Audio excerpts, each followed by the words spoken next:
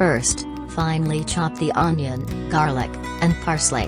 Mix them together with breadcrumbs, black pepper powder, paprika powder, chili powder, cumin powder, and salt. Add this mixture to the ground beef and knead well. Let it rest in the refrigerator for 1 hour.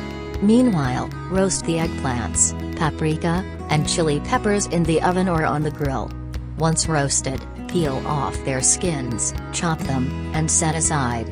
In a bowl, mix together finely chopped onion, parsley, grated garlic, olive oil, chili powder, and salt.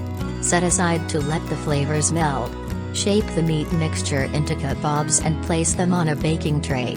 Bake in a preheated oven at 170 degrees Celsius for 15 minutes, checking regularly to prevent burning.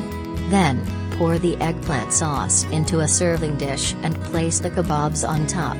Optionally, drizzle with some melted butter and garnish with chopped parsley. Enjoy your meal.